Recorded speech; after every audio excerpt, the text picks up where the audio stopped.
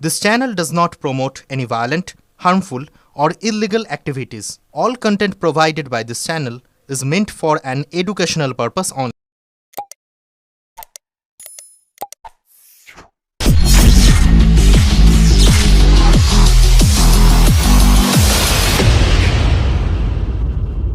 তৃণমূল জিতলে তৃণমূলেই থাকতাম, অকপট রচনা বন্দ্যোপাধ্যায়। আর বানা মন্তব্য না করলেই ভালো হতো এখন মনে হয়। রচনা বন্দ্যোপাধ্যায় চুঁচুড়ায় বিজেপির বিধায়ক সুবীর নাগের ভারত মাতা পুজোয় উপস্থিত হয়েছিলেন। সেখানে সাংবাদিকদের প্রশ্নের উত্তরে রচনা বলেন, আমাকে এক সাংসদ অ্যাটাক করেছিল, তাই জবাব দিয়েছি। একটা ছোট ফ্ল্যাটে থাকতাম, স্বপ্ন দেখতাম আরবানায় থাকার, মা বাবাকে রাখার। সেই স্বপ্ন পূরণ হয়েছে। আগে কোনোদিন কাউকে বলিনি। আমিও গড়িয়াহাট থেকে কাপড় কিনি, আমার মা গড়িয়ায় থাকে। আমার মন্তব্য নিয়ে বন্ধুরা কিছু বলেনি, তবে কিছু লোক সমাজ মাধ্যমে বলেছে। এখন মনে হয় আরবানা মন্তব্য না করলেই ভালো হতো। প্রসঙ্গত হুগলির সাংসদ বলেছিলেন, আমি আরবানায় থাকি। কলকাতার আরবানা একটা স্ট্যাটাস সিম্বল। কেন তৃণমূল ছাড়া, কেন এনডিএ তে যোগ দেওয়া? রচনা বলেন, আমার এখনো 3 বছর মেয়াদ আছে। সাংসদ হিসেবে কাজ করতে চাই, অনেক কাজ করেছি, আরো কিছু কাজ করতে হবে। বিজেপি বিধায়কের সঙ্গে মিলে সেই কাজ করব। আমি তৃণমূল, বিজেপি, সিপিআইএম বুঝি না, মানুষের জন্য কাজ করতে চাই। মমতা বন্দ্যোপাধ্যায় আমাকে হাত ধরে নিয়ে এসেছিলেন। আমি সাধারণ মেয়ে নই, মমতা বুঝেছিলেন, তাই দিদি নম্বর 1 এর সেটে গিয়েছিলেন। উনি জানতেন আমি আসবো না। লকেটের বিরুদ্ধে আমাকে কেন প্রার্থী করা হয়েছিল? মমতা বন্দ্যোপাধ্যায়ের প্রতি শ্রদ্ধা আছে। প্রথম কাজ করতে পারতাম না। মমতা বন্দ্যোপাধ্যায় বলতেন, কেন্দ্র টাকা দেয় না, তোমরা চেষ্টা করো। আমি অনেকের কাছে গেছি। বলাগড়ের ভাঙন থেকে রেল, ডাবল ইঞ্জিন সরকার দরকার ছিল, না হলে উন্নয়ন হতো না। অল্প সময়ে ভালো কাজ করছেন মুখ্যমন্ত্রী, তবে বিজেপি সরকার না হলে আমি তৃণমূলেই থাকতাম। বিস্ফোরক মন্তব্য রচনা বন্দ্যোপাধ্যায়। এবার তৃণমূল জিতলে তৃণমূলেই থাকতাম। তৃণমূল হেরে গেছে বলে দল বদল করেছি। যখন তৃণমূল ছিল তখনই কাজ করতে পারিনি।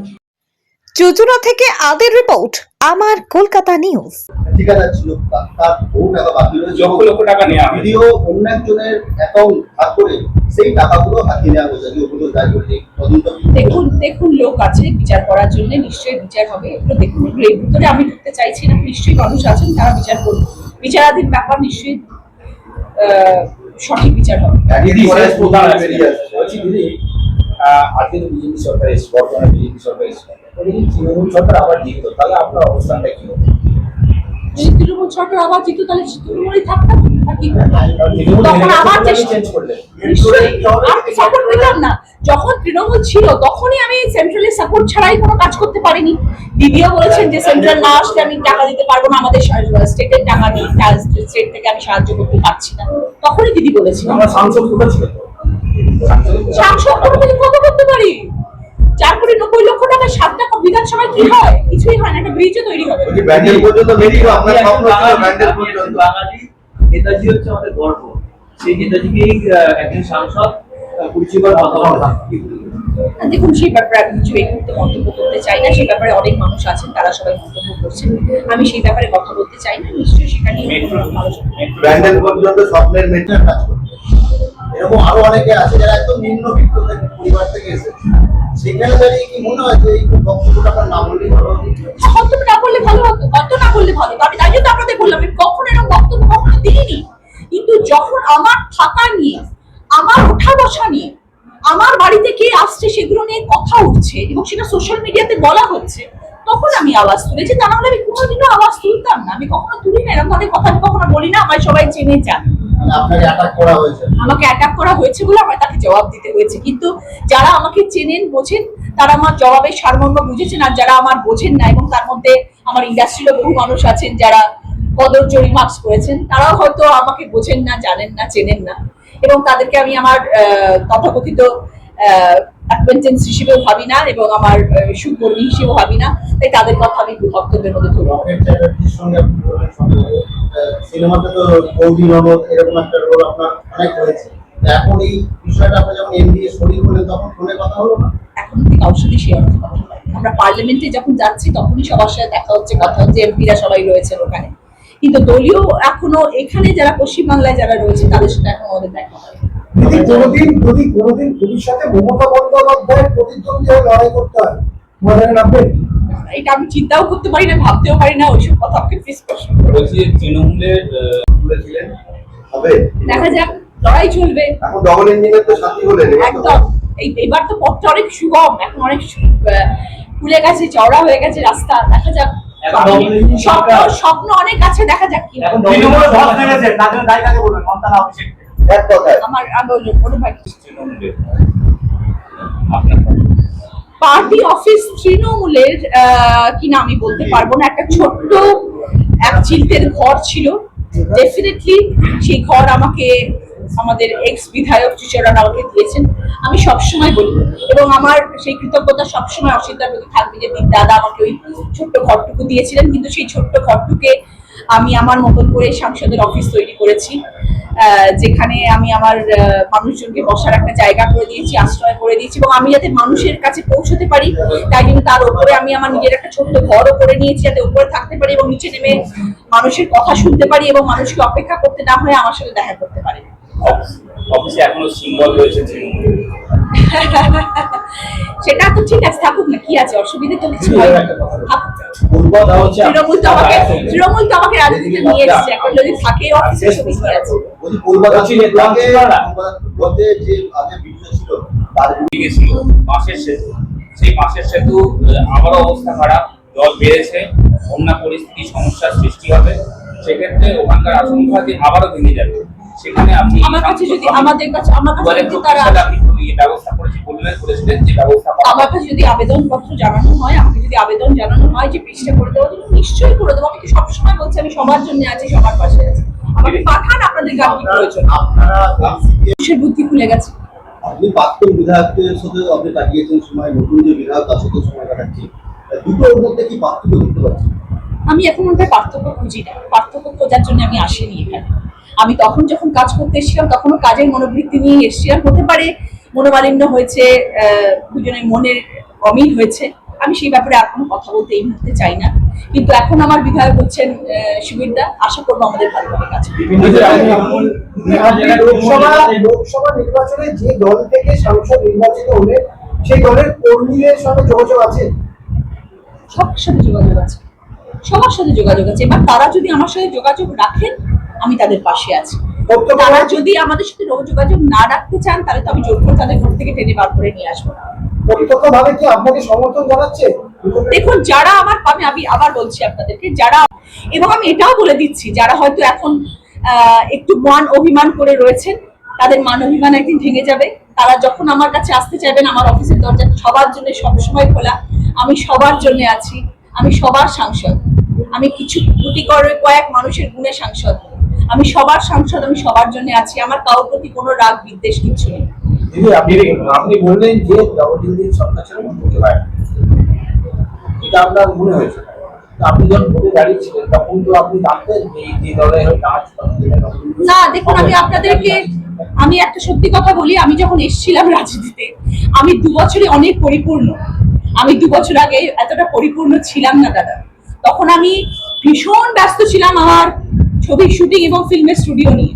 আমাকে দিদি যখন নিয়ে আসলেন রাজনীতিতে, আমাকে উনি সবাই আরেকটা কথা বলেন যে দিদি চাইলো আর তুমি চলে এলে। এটাও একটা খুব ফেমাস হয়ে গেছে যে না বলতে পারলেন না কেন। না বলতে পারিনি, কারণ দিদিকে খুব শ্রদ্ধা করতাম, এখনো করি, করবো না সেটা খুব বাজে কথা হবে যদি আমি বলি এই কথাটা। শ্রদ্ধা তো সবসময় ওনাকে করি, কিন্তু দিদি যখন বলেছিলেন রচনা এসো রাজনীতিতে, আমি না বলতে পারিনি, আমি চলে এসেছি। এবং আসার পরে যখন আমি দেখলাম যে এরকম ভাবে কাজকর্ম হয় এবং কাজের চিন্তা ভাবনা নিয়ে যখন আসলাম তখন আমার মনে হলো যে বুঝতে পারলাম, অনেক কিছু জানতে পারলাম। তারপরে আমার মনের মধ্যে অনেক কিছু চেঞ্জেস আসলো, অনেক কিছু বুঝলাম, জানলাম। তারপরে আমার এই ডিসিশন আসলো যে সরকারে যখন পরিবর্তন হয়েছে তখন আমার কিছু করার নেই। আমি যে কারণে আমি এসেছি, আমার কাছে এখনো 3 বছর সময়টুকু আছে। আপনাদের বুঝতে হবে, আমার এরকম নয় যে আমার দল হেরে গেছে বলে আমার এমপির ক্যারিয়ার শেষ। আমার এমপির ক্যারিয়ার আরো 3 বছর আছে এবং 3 বছর আমার এমপির ক্যারিয়ার চালিয়ে যেতে গেলে আমার পাশে সাপোর্ট দরকার।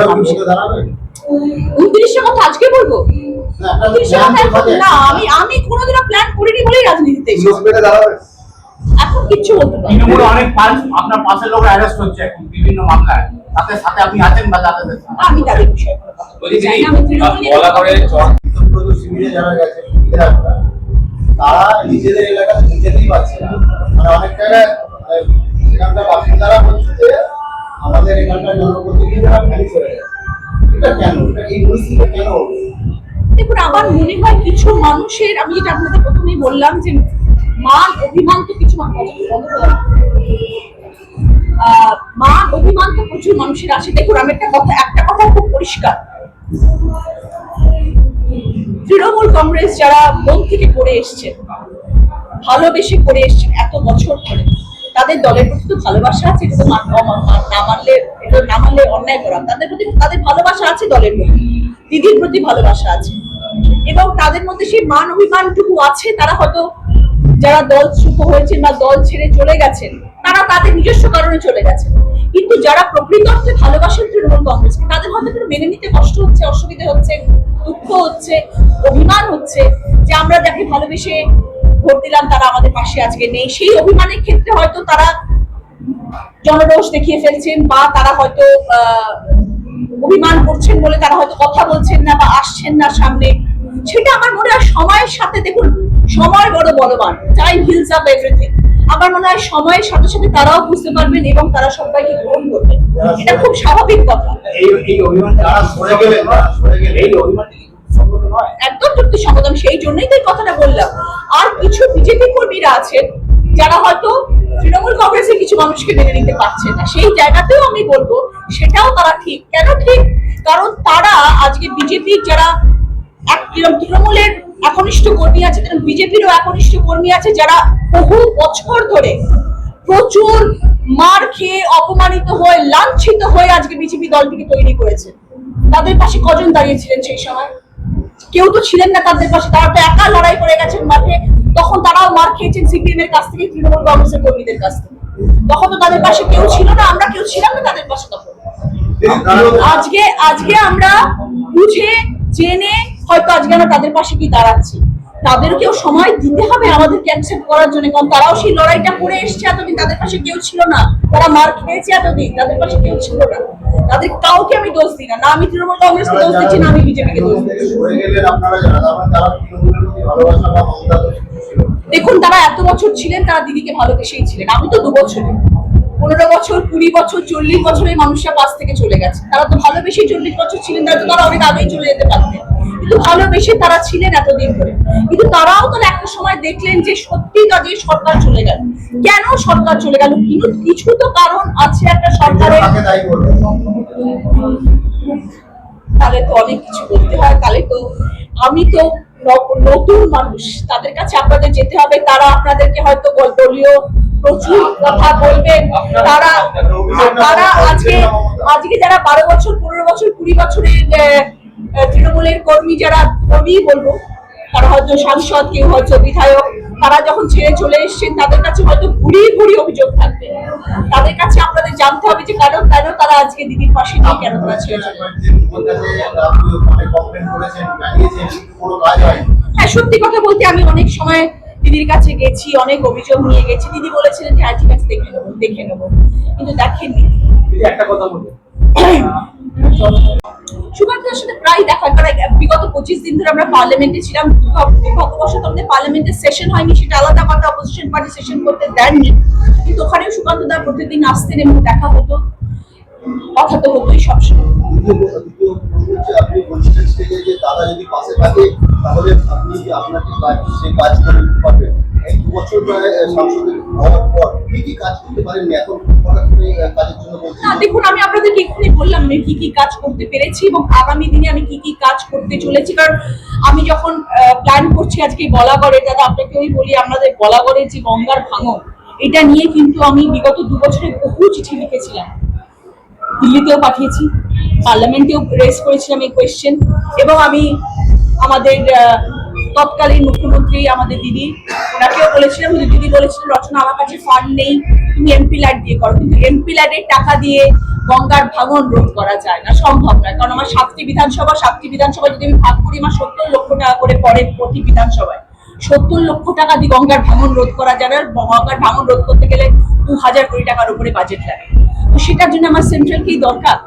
তো সেটা আমি বলতে পারছি না যে আমি এক্ষুনি করতে পারবো কিনা, কারণ সেটা প্রচুর টাকার ব্যাপার। কিন্তু নিশ্চয়ই আমি চেষ্টা করতে পারবো, কারণ আমি জানি যে এখন সেন্ট্রাল আমাদের পাশে রয়েছেন, কারণ সরকার এখন আমাদের সেন্ট্রালের। সেটা আমি নিশ্চয়ই একটা আমার প্ল্যানিং স্টেজে রয়েছে।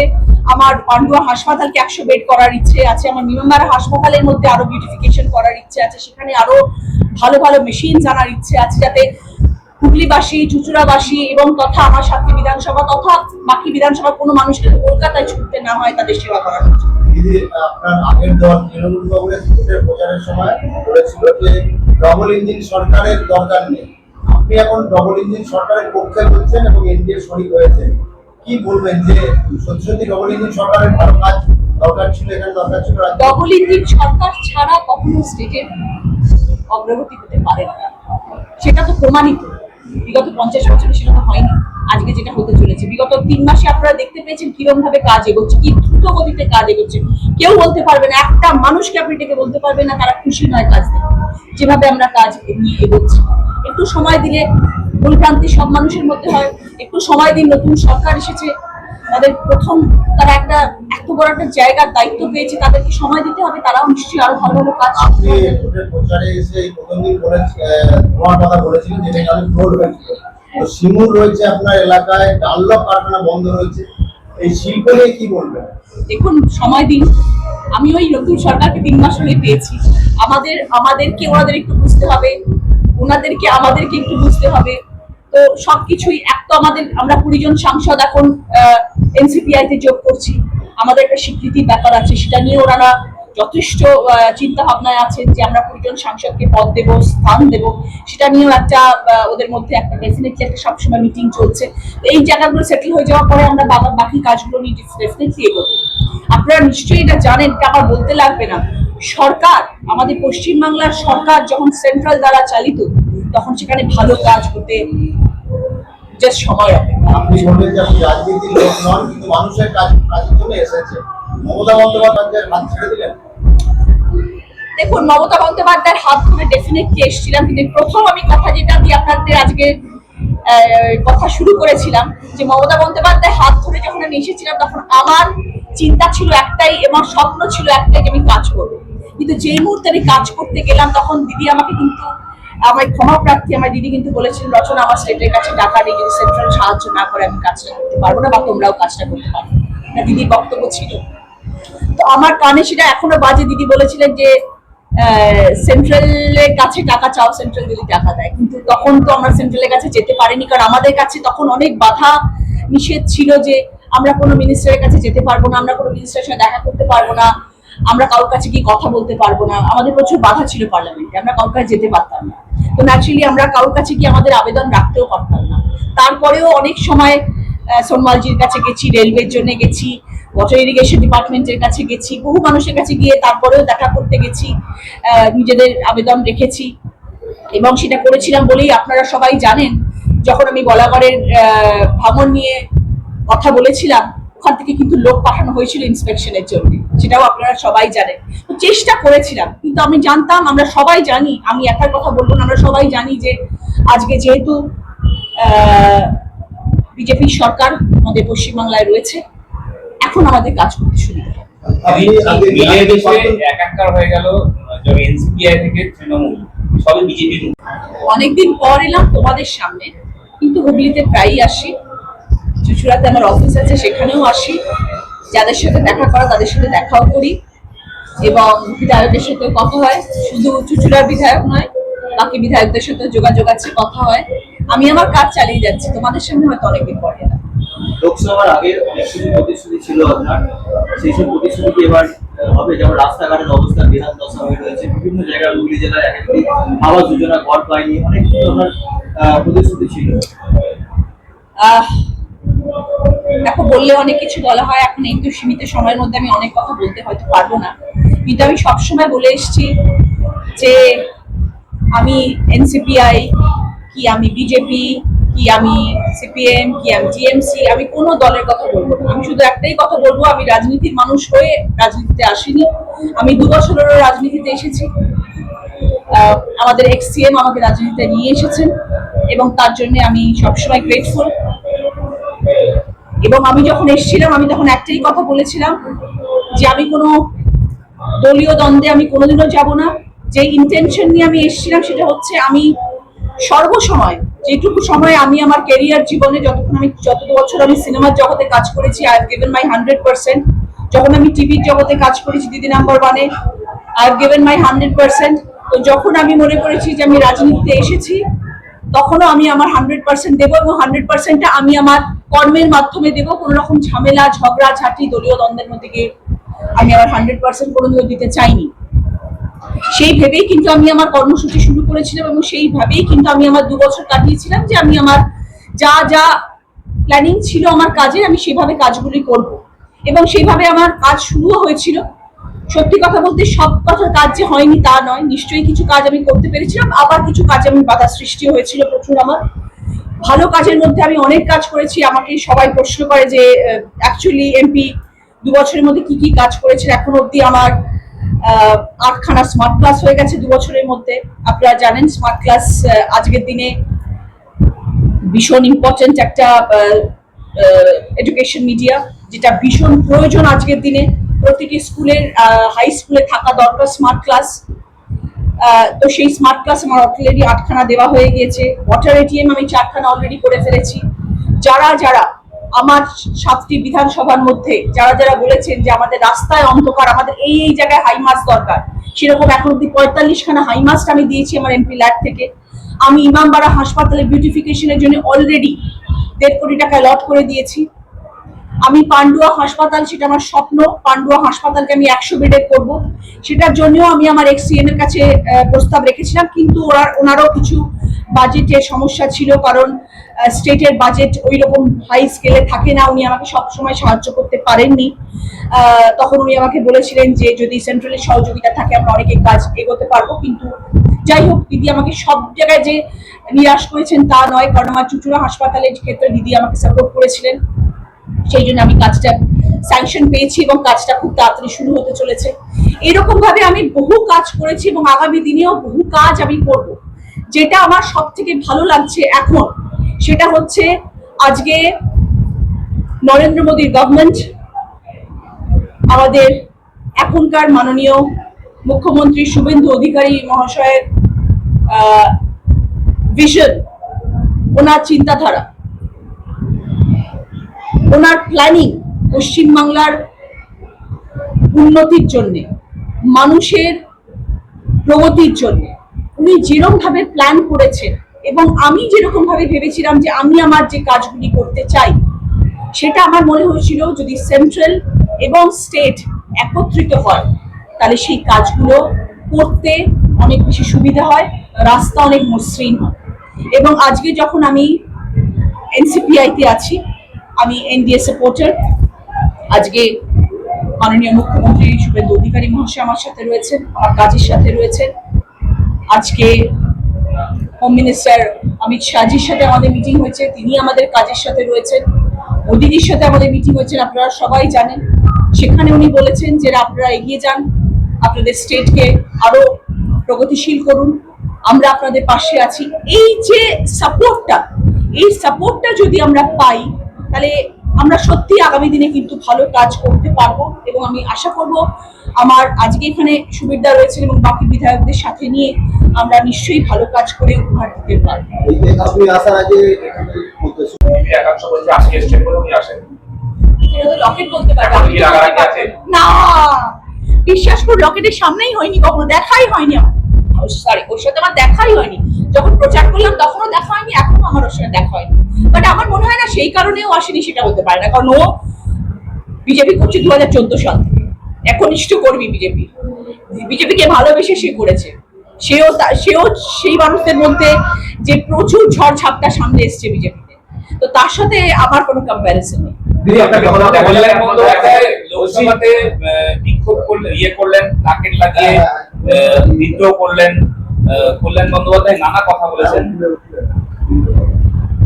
দিদি আপনি বলেছিলেন রচনা ব্যানার্জি বারবার সোচ্চার বলেছিলেন যে মমতা ব্যানার্জি হাত ধরে রাজনীতিতে এসেছি, সাথে হলে মমতা ব্যানার্জির সাথেই থাকবো, রাজনীতি আগে না তার হাত দিয়ে আপনি প্রথমবার। দেখুন, হ্যাঁ সত্যি কথা বলতে, যখন সত্যি ওনার হাত ধরে এসেছে মধ্যে কোনো মিথ্যা নেই।